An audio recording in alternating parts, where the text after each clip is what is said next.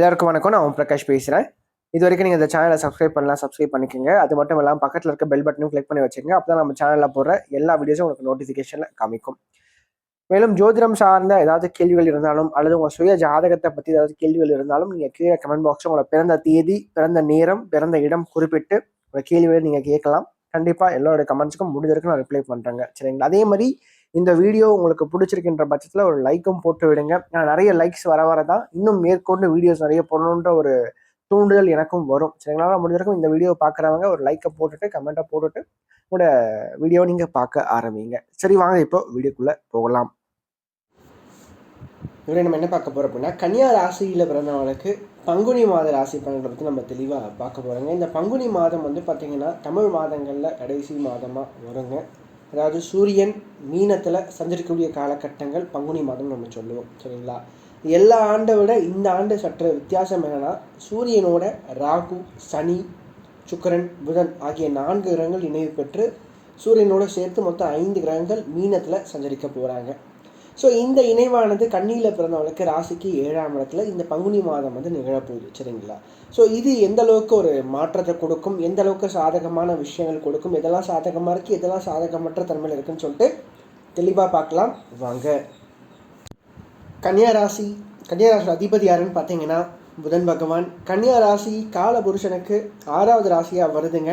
நட்சத்திரங்களை பொறுத்த வரைக்கும் கன்னி ராசியில் உத்திரம் 2, 3 மற்றும் 4ஆம் பாதமும், ஹஸ்தம் முதல் 4 நட்சத்திர பாதங்களையும், சித்திரை முதல் 2 நட்சத்திர பாதங்களையும் கொண்டுள்ள ஒரு ராசி தாங்க இந்த கன்னியா ராசி. கன்னி ராசியில் பிறந்தவங்களை பொறுத்த வரைக்கும் இந்த காலகட்டங்கள் எப்படி இருக்குது, அதாவது ராசிக்கு அட்டமாதிபதினு சொல்லப்படக்கூடிய செவ்வாய் இந்த மாதிரி 2வது பகுதியில் லாபஸ்தானத்தில் நீச்சமாகிறது ஒரு சிறப்பு தான். சரிங்களா? 2வது ராசிக்கு பாக்கியத்தில் குரு பகவான் அமர்ந்து ராசியையும் 5ஆம் இடத்தையும் பார்க்கறது சிறப்பு தான். இந்த காலகட்டங்களை பொறுத்த வரைக்கும் மன ரீதியாகவும் சரிங்க, உடல் ரீதியாகவும் சரிங்க, ரொம்ப தைரியமாக இருப்பீங்க, ரொம்ப போல்டாக இருப்பீங்க. எந்த ஒரு காரியத்தையும் உங்களோட புத்திசாலித்தனத்தின் மூலமாக செய்து முடிப்பீங்க. அதே மாதிரி உங்கள் பேச்சில் ஒரு வேகம் இருக்கும், உங்களோட செயலில் ஒரு விவேகம் இருக்கும். சரிங்களா? அது மட்டும் இல்லாமல் எந்த ஒரு காரியத்தையும் தள்ளி போடாமல் அன்றைய தேதியில் அன்றைய காரியத்தை செஞ்சு முடிக்கணுன்ற ஒரு எண்ணம் மனசில் அதிகமாக ஓடும். மேலும் ராசிக்குள்ளே கேது இருக்கிறனால ஆன்மீகம் சம்மந்தப்பட்ட எண்ணங்கள் கண்டிப்பாக அலை மோதும். சரிங்களா? நிறைய கோயில்களுக்கு போகணும், ஆன்மீக வழிபாடு பண்ணணும், இறை தொண்டு செய்யணும் அப்படின்னு சொல்லிட்டு இத்தகைய எண்ணங்கள் மனசில் அதிகமாக ஓடுங்க. அதாவது கோயில்களுக்கே போகாதவங்க இந்த காலகட்டங்களில் நிறைய கோயில்களுக்கு போக ஆரம்பிப்பாங்க.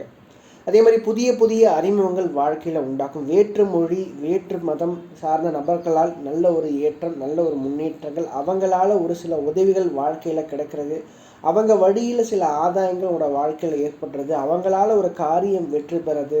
ஸோ இது சார்ந்த முயற்சிகள் அனைத்தும் உங்களுக்கு சிறப்பாக அமைந்து முடியுங்க. குறிப்பாக நட்பு வட்டாரங்கள், நண்பர்களால் சில நல்ல ஒரு விஷயங்கள், நல்ல ஒரு ஆதாயங்கள் கண்டிப்பாக உங்களுக்கு உண்டு. அது மட்டும் இல்லாமல் பாக்கியாதிபதினு சொல்லப்படக்கூடியவர் உச்சம் பெற்ற தன்மையில் ராசியை பார்க்கணும்.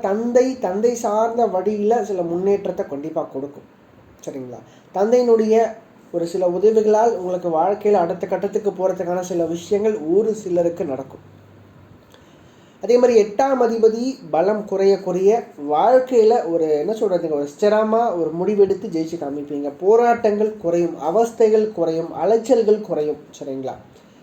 இந்த காலகட்டத்தை பொறுத்த வரைக்கும் திருமண வாழ்க்கையில் மட்டுமே நீங்கள் கொஞ்சம் கவனம் எடுத்துக்கணும் கன்னியா ராசிக்காரங்க. காரணம் 7ஆம் இடத்துல 5 கிரக சேர்க்கைகள் இருக்கிறது. முடிஞ்ச வரைக்கும் பார்த்தீங்கன்னா இந்த ஃபேமிலி லைஃப்பில் மட்டும்தான் பிரச்சனையை கொடுக்குங்க. குறிப்பாக கணவன் மனைவிக்குள்ளே ஒற்றுமை அல்லாத தன்மைகளை கொஞ்சம் உருவாக்கி கொடுக்கும். கொஞ்சம் கருத்து வேறுபாடுகள் சார்ந்த விஷயங்கள் சற்று அதிகரிக்கும் இந்த காலகட்டங்களில். சரிங்களா? நீ என்ன சொல்கிறது, நான் என்ன கேட்குறது. ஸோ இத்தகைய வார்த்தைகள் அதிகமாக பார்த்திங்கன்னா குடும்பத்தில் பேசப்படும் கணவன் மனைவிக்குள்ளே. சரிங்களா? அதே மாதிரி கொஞ்சம் வேலை ரீதியாகவும் பார்த்தீங்கன்னா இந்த மார்க்கெட் 2வது பகுதியில் கொஞ்சம் பணிச்சுமைகள் இருக்கும். ஆனால் எவ்வளவுதான் சவால்கள் வந்தாலும் அந்த சவால்களை நீங்கள் ஏணிப்படிகளாக போட்டு அதில் வாழ்க்கையில் அதை தாண்டி நீங்கள் போய் ஜெயிச்சு காமிப்பீங்க. குறிப்பாக உங்கள் மேலே உங்களுக்கு அதிகமான ஒரு நம்பிக்கை வருங்க இந்த காலகட்டத்தில். சரிங்களா? நம்மளால் எல்லாமே முடியும், நம்மளால் முடியாது எதுவுமே கிடையாதுன்ற ஒரு எண்ணம் அதிகமாக ஓடும். ரொம்ப சுறுசுறுப்பாக இருப்பீங்க, ரொம்ப ஆக்டிவாக இருப்பீங்க, பிரிஸ்காக இருப்பீங்க.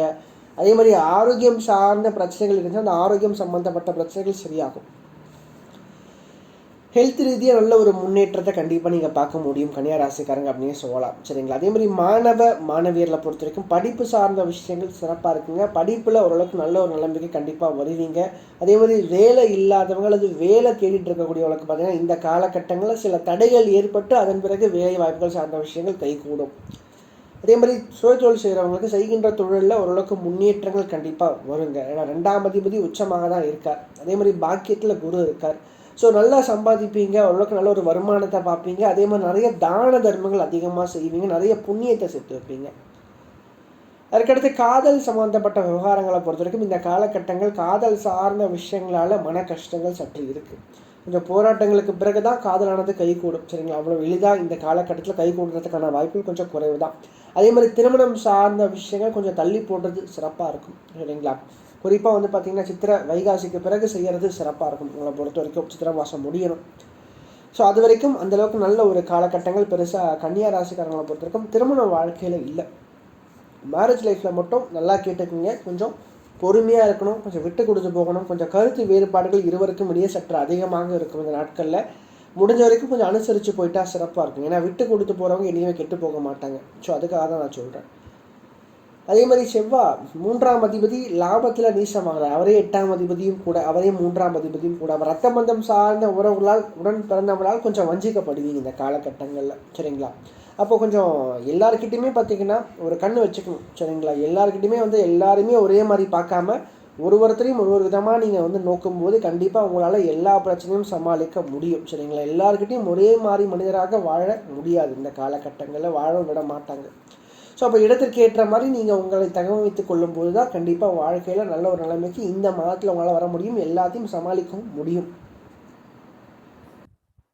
மேலும் இந்த வீடியோ உங்களுக்கு பிடிச்சிருந்தா லைக் பண்ணுங்கள், பிடிக்கலன்னா நீங்கள் தாராளமாக நீங்கள் டிஸ்லைக்கும் பண்ணலாம். சரிங்களா? அதே மாதிரி இந்த வீடியோ பற்றின ஏதாவது கேள்விகள் எதுவாக இருந்தாலும் நீங்கள் கமெண்ட் பாக்ஸில் கமெண்ட் பண்ணலாம். அது நல்ல விஷயமா இருந்தாலும் சரி, கெட்ட விஷயமா இருந்தாலும் சரி, உங்களோட தோன்ற விஷயங்கள் நீங்கள் கமெண்ட் பாக்ஸில் கமெண்ட் பண்ணுங்கள். அது சரியாக இருந்தால் இன்னும் எனக்கு பூஸ்டப்பாக இருக்கும். அது தவறான ஒரு இதுவாக இருந்தால் நான் அதை திருத்திக்கிறேன். சரிங்களா? நன்றி, வணக்கம்.